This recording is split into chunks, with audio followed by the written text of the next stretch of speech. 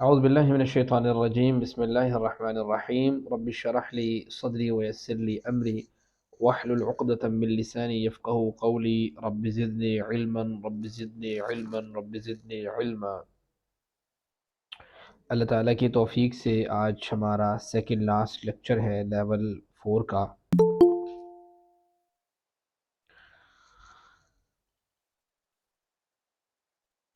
ٹھیک ہے جی، اسے دیکھ لیتے ہیں کہ لیول 4 کے سیکنڈ لاسٹ لیکچر میں ہم نے کیا پڑھنا ہے۔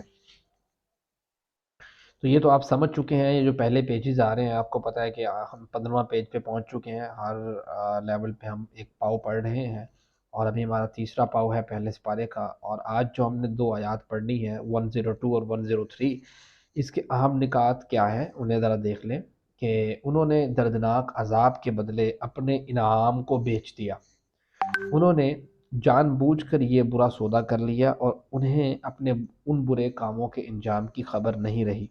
لو کانوا یعلمون، کاش کہ وہ جانتے۔ اگر انہوں نے اللہ کی کتاب کو چھوڑ دینے کی بجائے اسے پڑھا ہوتا تو وہ اچھی طرح جان لیتے کہ ایمان اور تقوی اللہ کی طرف سے بڑے انعامات کا سبب بنتے ہیں۔ لو کانوا یعلمون، کاش کہ وہ جانتے۔ ٹھیک ہے، تو مطلب اللہ تعالیٰ کی خواہش کچھ اور ہے، لیکن اللہ تعالیٰ نے ایک اختیار دیا ہوا ہے دنیا کے اندر، اور جو خواہش ہے اس کو ایک واضح کرنے کا طریقہ یہ بھی ہے، لو کانوا یعلمون، کاش کہ وہ جانتے کہ میں چاہتا کیا ہوں۔ میری تو چاہت یہ ہے کہ میں نے جو دو اختیارات آپ کو دیے ہیں، آپ اچھے اختیار کی طرف جائیں، آپ خود ایک اچھا اختیار کریں، راستے کو وہ راستہ اختیار کریں جو اچھا ہے۔ ٹھیک ہے، یہ اللہ تعالیٰ کی چاہت ہے۔ تو آگے چلتے ہیں جی، تلاوت سن لیتے ہیں پہلے اور اس کے بعد پھر ہم سٹارٹ کرتے ہیں۔ اعوذ باللہ من الشیطان الرجیم بسم اللہ الرحمن الرحیم وَلَقَدْ عَلِمُوا لَمَنِ اشْتَرَاهُ مَا لَهُ فِي الْآخِرَةِ مِنْ خَلَاقٍ وَلَبِئْسَ مَا شَرَوْا بِهِ أَنفُسَهُمْ لَوْ كَانُوا يَعْلَمُونَ وَلَوْ أَنَّهُمْ آمَنُوا وَاتَّقَوْا لَمَثُوبَةٌ مِّنْ عِندِ اللَّهِ خَيْرٌ لَوْ كَانُوا يَعْلَمُونَ۔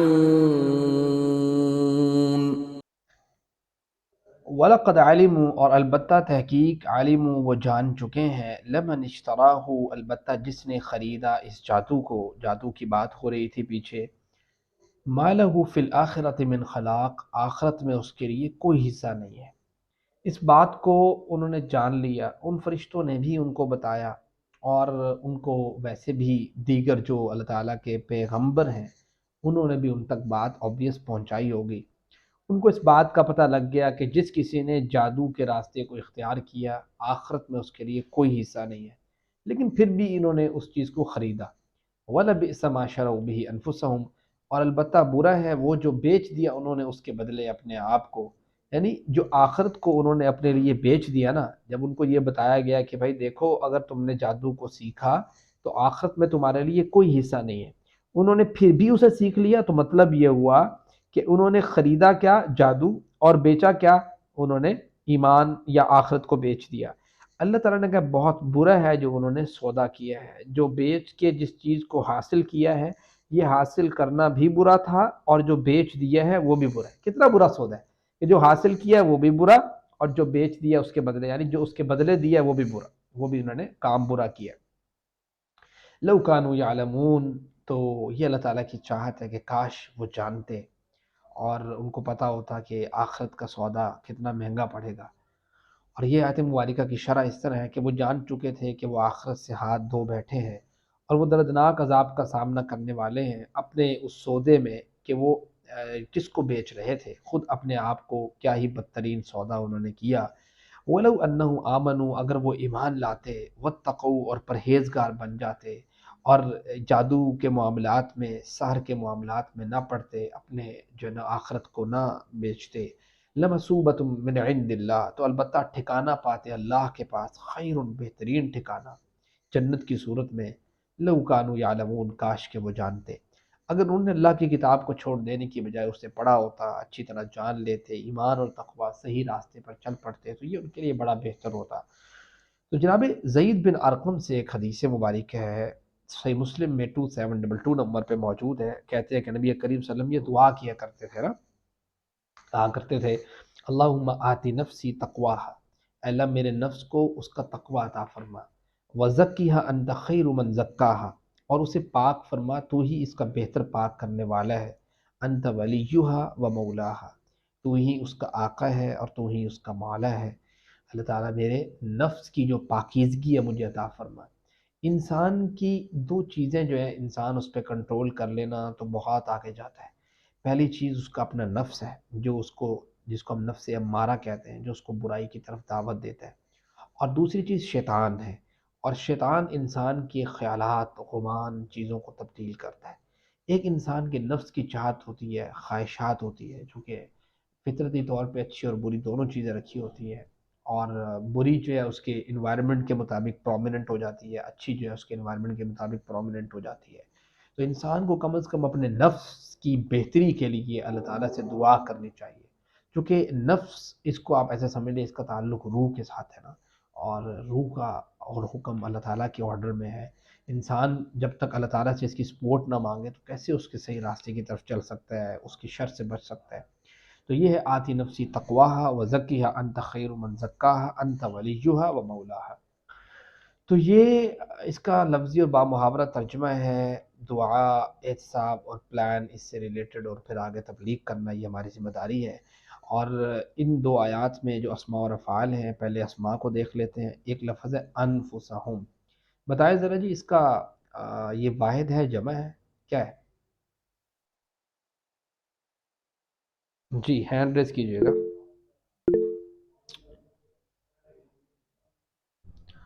جی ہما ندیم، کیا ہے جی؟ سر نفس اس کا واحد ہے، انفس جو ہے اس کا جمع ہے۔ افعال کی طرف آ جاتے ہیں، بہت شکریہ۔ 3 حروف والے صحت مند افعال کون کون سے ہیں؟ سب سے پہلے تو عالمہ ہے، ٹھیک ہے، عالمہ یعلم، سمع یسمع کے وزن پہ۔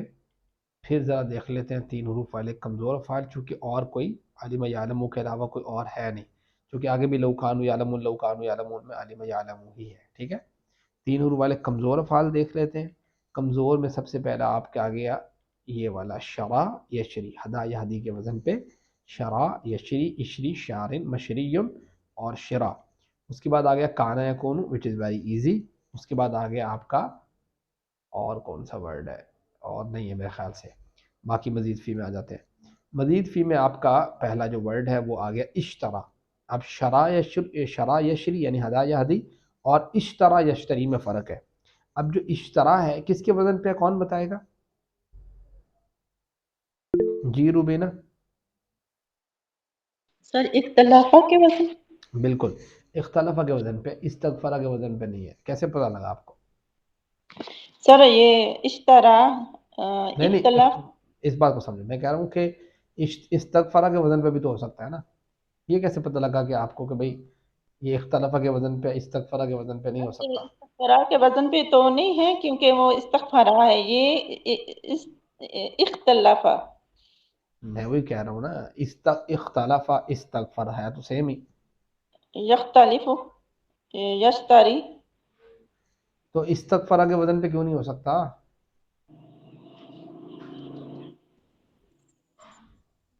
جی کوئی اور بتانا چاہے گا؟ دیکھیں استغفرہ کے وزن پہ جو چیز بھی آئے گی نا، اس میں 3 چیزیں کامن ہوں گی، حمزہ، سر شین آ رہا ہے سین اس کے اور اندر۔ تا، ٹھیک ہے۔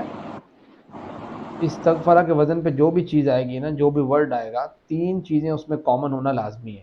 کون کون سے؟ حمزہ، سین اور تا۔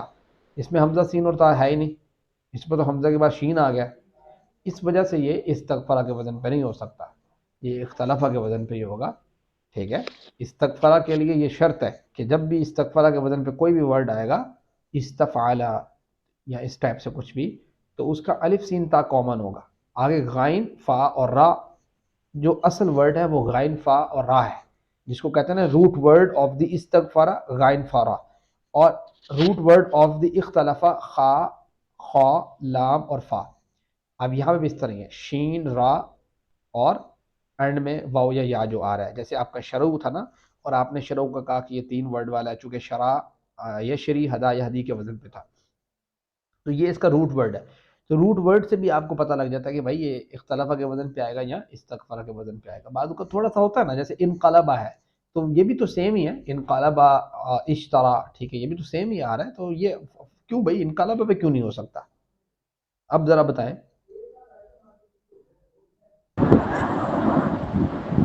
سر نون آ رہا ہے اس میں، ہاں لیکن نون آ رہا ہے تو میں کیا کروں پھر نون کو؟ تو وہ نون اس کے ساتھ وہ اس کے ہاں اندر نون شروع میں شین ہے. ہاں تو اس کے جو روٹ ورڈ ہے انقلبہ کے نا وہ ہے قاف لام اور با. جی تو جب بھی انقلبہ کے وزن پہ کوئی چیز آئے گی نا تو اس کا حمزہ اور نون ہونا شروع میں بہت ضروری ہے. نہیں ہوگا تو وہ انقلبہ کے وزن پہ نہیں ہے. انڈرسٹینڈ؟ یعنی انقلبہ کے وزن پہ جو بھی چیز آئے گی نا تو اس کا کم از کم الف اور نون ہونا لازمی ہے. جب استغفرہ کے وزن پہ آئے گی تو حمزہ سین تا کامن ہوگا. اختلافہ کے وزن پہ آئے گی حمزہ اور سیکنڈ ورڈ خا کے بعد تا یہ کامن ہوگا. تو یہاں پہ اشترا اختلافہ کے وزن پہ جو کہ بالکل ایگزیکٹلی اس کے اوپر لائے کر رہا ہے. تو یہ آگے اشترا یشتری اشتری مشترین مشترن اشترا. ٹھیک ہے میری اس بات کی سمجھ آئی ہے سب کو؟ جی سر. چلے اس کے بعد آگے آمنا. آمنا اصل میں امن تھا نا تو اس وجہ سے یہ 4 ورڈ بن جاتے ہیں آمنا امن. تو وہ جو 2 حمزہ تھے ان کو ملا کے آپس میں ایک کھڑی زبر کے ساتھ پروناؤنس کیا جاتا ہے لکھا جاتا ہے آمنا. ٹھیک ہے تو اس طریقے سے یہ 4 ورڈ بن جاتے ہیں آمنا. آمنا یؤمنو آمن مومن مومن ایمان. اسلم یسلم اسلم اس وزن کے اوپر آ جاتا ہے. ٹھیک ہے آمنا اصل میں امن تھا تو اسلم اس کے وزن میں بن گیا نا امن اسلم. ٹھیک ہے تو پھر آ گیا ذرا اتقا. ایک منٹ پھر آ گیا اتقا. اتقا یتقی اتقی متقن متقن اتقا. اب یہ بھی وزن کون سا اس کا اختلافہ کے وزن پہ ہے اتقا. ٹھیک ہے اب خا جو ہے چونکہ اصل جو روٹ ورڈ ہے اختلافہ میں وہ خا لام اور فا ہے. یہ بات سمجھ رہے؟ اب جو تا اتقا کا آیا ہے یہ اصل میں اتقا یتقی تقوی جس کو کہتے ہیں آپ یہ اس کا روٹ ورڈ ہے تا. ٹھیک ہے لیکن اصل میں یہ تھا اتقا اوتقا. یہ دراصل یہ کمزور ورڈ ہے نا اس کو سمجھنا پڑے گا تھوڑا سا نا. اتقا اصل میں اوتقا تھا نا اوتقا. تو وقا یقی یہ اس کا اصل وہ ہے جس کو کہتے ہیں نا روٹ ورڈ. تو پتہ یہ لگا کہ جو اوتقا سے اتقا بن گیا چلو تو واو جو اس کا ورڈ تھا اس کی جگہ پہ تا آیا نا تو وہ اصل میں اس کا اصل ورڈ ہے. اس وجہ سے اس کو اختلافہ کے وزن پہ کہیں گے. جو انقلابہ کے وزن پہ کیوں نہیں کہہ رہے چونکہ اس کا جو سیکنڈ ورڈ ہے نا انقلابہ کا نون وہ اصل میں سیکنڈ ورڈ وہ روٹ ورڈ نہیں ہے وہ لازمی ہے. جب بھی انقلابہ کے وزن پہ کوئی چیز آئے گی تو نون کا ہونا لازمی ہے. استغفرہ کے وزن پہ آئے گی کوئی چیز تو حمزہ سین تا کا ہونا لازمی ہے. اختلافہ کے وزن پہ کوئی چیز آئے گی تو اس کا ایک تا کا ہونا لازمی ہے. کون سا؟ جو خا کے بعد آ رہا ہے.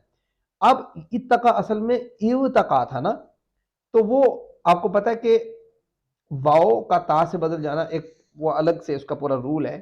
تو واو 2 تا آ گئی ایک تا یہ تھا ایک واو کے ساتھ ایک جو نا وہ وقا تھا تو وہ واو تا سے بدل گیا 2 تا ہو گئے 2 تا کا آپس میں جو ہے نا وہ ادغام ہوا تو وہ یہ چیز بن گئی. ٹھیک ہے اتقا بن گیا. تو یہ ایک پورا اس کا قاعدہ ہوگا کوئی نہ ابھی میرے ذہن میں قاعدہ بھی نہیں ہے بہرحال لیکن اتنی بات ذہن میں ہونی چاہیے کہ یہ وزن کس کے اوپر آ رہا ہے. تھوڑا آپ کو سمجھ آ جائے گی اس چیز سے کہ آپ تھوڑا اس کو اس طریقے سے انالیسس کریں گے.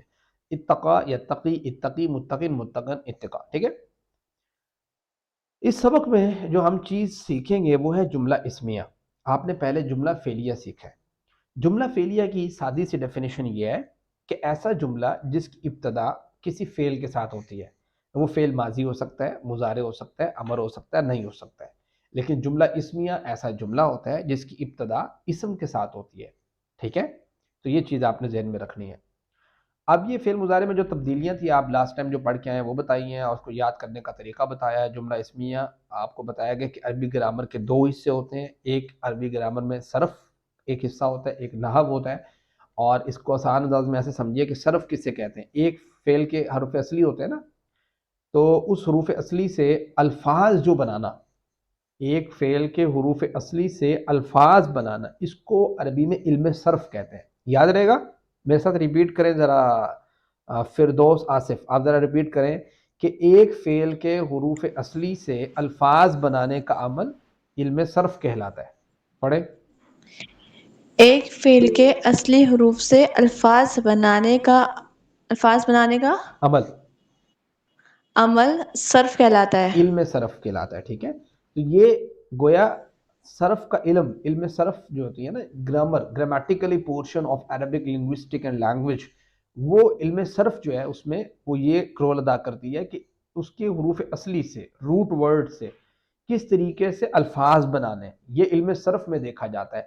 اور وہ جو الفاظ آپ نے بنائے ہیں نا مختلف، ان الفاظ سے جملے کیسے بنانے ہیں، بات سمجھتے ہیں؟ یہ آپ کا جو علم ہے اس کو عربک لنگوسٹک میں، عربک لینگویج میں، عربک گرامر میں نحو کہتے ہیں، علم نحو، ٹھیک ہے؟ میرے ساتھ ریپیٹ کریں گیمنگ کڈز، بلکہ حبیب خان صاحب آپ ذرا ریپیٹ کریں کہ مختلف الفاظ سے جملے بنانے کا عمل علم نحو کہلاتا ہے۔ السلام علیکم۔ وعلیکم السلام۔ مختلف الفاظ سے جملے بنانے کا عمل علم نحو کہلاتا ہے۔ علم جملے بنانے کا عمل جملے بنانے کا عمل علم نحو کہلاتا ہے، علم نام کہلاتا ہے۔ نحو، ٹھیک ہے؟ تو یہ اب آپ نے دونوں چیزیں ذہن میں رکھنی ہے، یعنی کہ روٹ ورڈ سے الفاظ بنانا علم صرف، اور الفاظ سے جملے بنانا علم نحو، یہ دو الگ الگ کیٹیگری ہے گرامیٹیکل پورشن کو سمجھنے کے لیے۔ تو یہ جیسے جملہ بن گیا البیت کبیر، جوڑے بن گئے فی الارض بیت کبیر ذلک بیت خلق اللہ الارض فی یومین کان ھذا بیتا کبیرا ان ذلک البیت بیت اللہ، یہ گھر جو ہے اللہ کا گھر ہے، گھر بیت اللہ ہے، یہ بس اس طریقے سے جملے بن گئے نا۔ تو جیسے اب ہم ایک جملہ بناتے ہیں البیت کبیر، البیت یعنی وہ خاص مکان، الف لام لگ گیا، الف لام خاص کر دیتا ہے، وہ خاص مکان جس کی طرف میں اشارہ کر رہا ہوں یا جو میری مراد ہے، کبیر وہ کیا ہے؟ بڑا ہے۔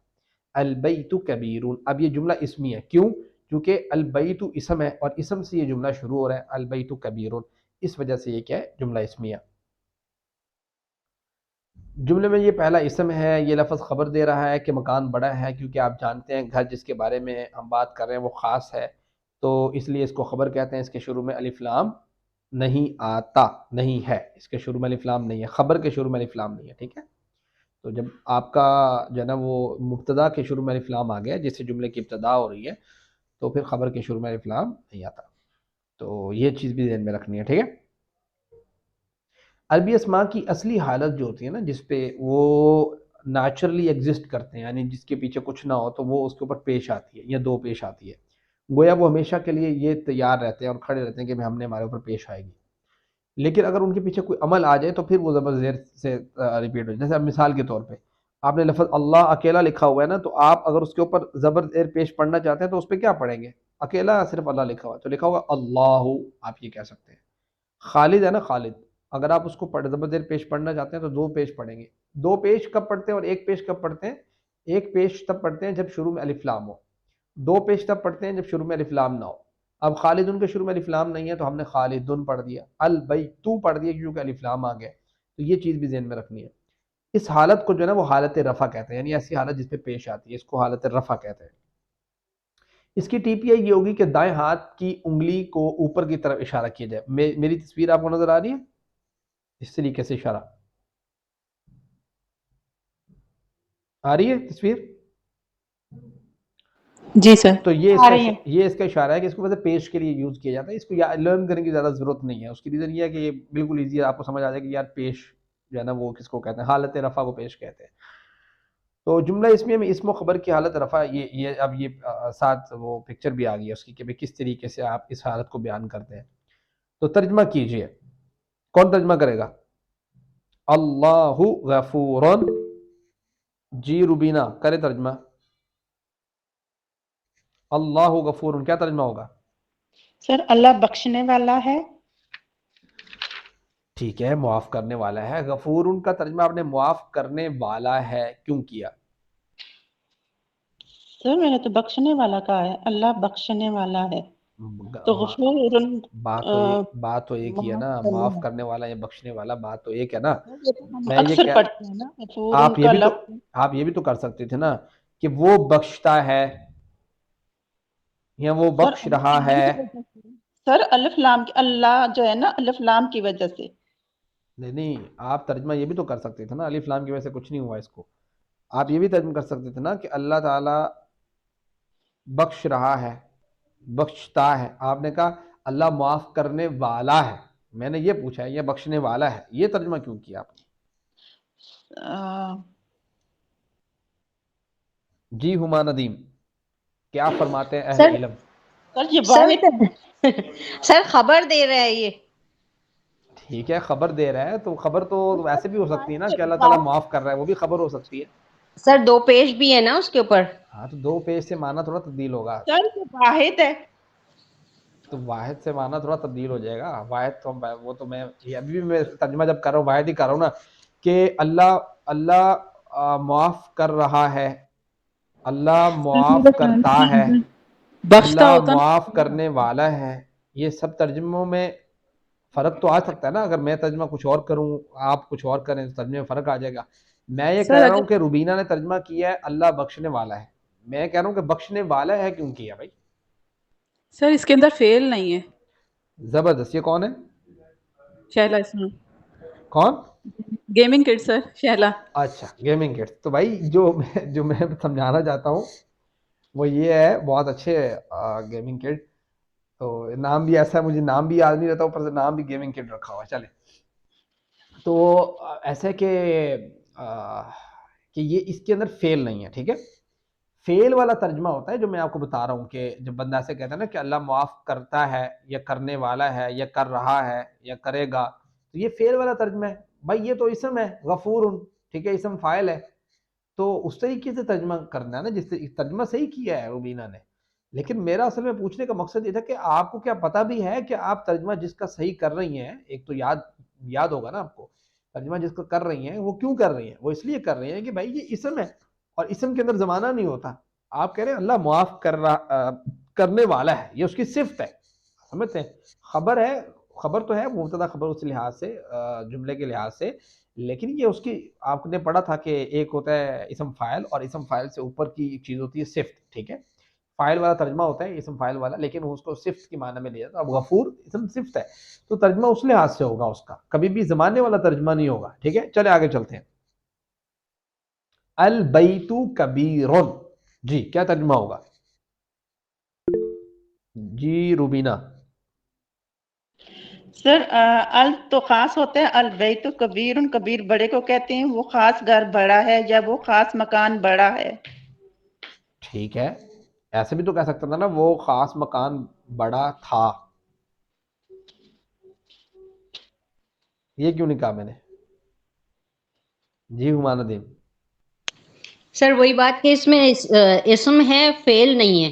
ہاں اگر فیل ہوتا تو تھا ہے اس رہے میں گا، یہ تو فیل کے معنی ہے نا. سر زمانہ نہیں آ رہا اس میں. ہاں تو زمانہ نہیں آئے گا، بس یہ آپ نے ذہن میں رکھنا ہے. یہ اصل میں پریکٹس کروانے کا مقصد بھی یہ ہے کہ آپ کو پتا ہو کہ بھائی جو ترجمہ کر رہے ہیں وہ جملہ کیسا ہے. وہ فیل والا بعض اوقات ایسا ہی ہوتا ہے نا کہ جو ترجمہ کر رہے ہوتے ہیں ان کو نہیں پتا ہوتا، اور جو ترجمہ پڑھ رہے ہوتے ہیں یا جنہوں نے کوئی ایسے رٹا مارا ہوتا ہے کہیں سے، تو ان کو نہیں پتا ہوتا کہ میں فیل کا ترجمہ کر رہا ہوں یا اسم کا ترجمہ کر. جب اسم کا ہوتا ہے تو زمانہ نہیں ہوتا اس میں. البیت کبیر، وہ خاص گھر بڑا ہے. ٹھیک ہے. المسلم صادق، وہ خاص مسلم کیا ہے؟ سچا ہے. سچا ہے. ٹھیک ہے. المسلمون صادقون، جی کیا ترجمہ ہوگا؟ وہ خاص مسلمان سچے ہیں. ٹھیک ہے، ہینڈ ریز کرتے جانا تاکہ میں پوچھتا رہوں ڈیفرنٹ لوگوں سے. المؤمن صالح، ہینڈ ریز کرتے جائیں. روبینہ بتائیں. وہ خاص مومن نیک ہے. نیک ہے. المؤمنون صالحون جمع ہوگی اس کی، اور المنافق فاسقون، کوئی اور ترجمہ کرنا چاہے گا؟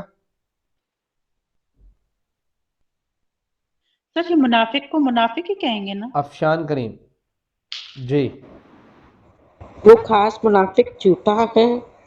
کیا بات ہے، منافق بھی خاص جھوٹا ہے؟ سارے منافق جھوٹے نہیں ہوتے وہ خاص الف لگا ہوا ہے سر، ہیں؟ الف لام لگا ہوا ہے. منافق بھی ہے پھر خاص بھی کر دیے بیچ میں، مطلب ایک منافق تو اچھا پھر ظاہری ایک بات بندے کی بات ہو رہی ہے، ہے، کسی خاص بندے کی. الف لام کی وجہ سے کر دیا ہم نے. ہاں تو فاسقون ٹھیک ہے، فاسق ہے. فاسق اصل میں جھوٹے کو نہیں کہتے، نافرمان کو، یا جو نا وہ اصل چیز اصل طریقے پہ نہ چلنے والے کو، تو اس طریقے سے آپ کہہ سکتے ہیں کہ بھئی کچھ چھوٹے موٹے گناہ کرنے والے کو بھی فاسق کہتے ہیں نارملی.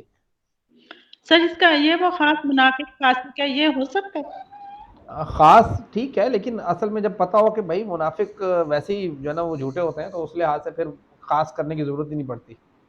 جیسے میں لیکن یہ سر اس کہوں کا کہ مطلب یہ نہیں ہے کہ کسی ایک جیسے میں خاص کہوں کہ بندے وہ کی بات. چور، وہ خاص چور چوری کرتا ہے، بھائی اس میں مجھے خود پتا ہے کہ بھائی وہ خاص کہوں یا عام کہوں تو چور چوری ہے، اس نے چوری کرنی ہے.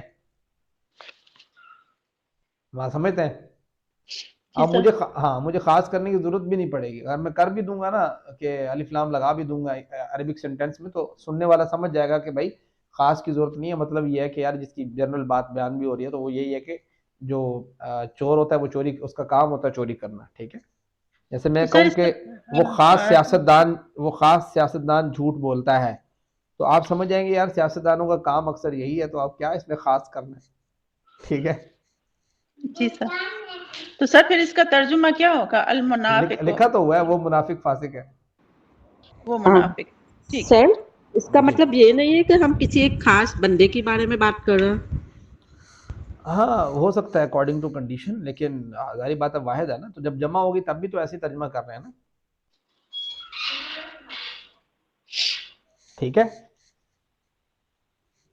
جی سر. اس کا مطلب بالکل یہ ہو سکتا ہے کہ آپ اکارڈنگ ٹو سیاق و سباق دیکھیں گے نا کیا چل رہی ہے، کیا بات ہو رہی ہے، کن کے بارے میں ہو رہی ہے. چلے تو یہ اس طریقے سے ان کا ترجمہ کر لیجئے گا. ہم مخصوص نام کے آگے الف لام لگانے کی ضرورت نہیں، کیونکہ نام خود بخود بتاتا ہے کہ ہم کسی مخصوص شخص کے بارے میں بات کر رہے ہیں. جیسے اب میں اپنی بات کروں سعد، ٹھیک ہے، تو میں کہوں السعد، تو بھئی جب سعد کا نام ہی لے لیا آپ نے، یا روبینہ، تو الروبینہ کہنے کی ضرورت ہی نہیں ہے، ہما الہما کہنے کی ضرورت ہی نہیں ہے.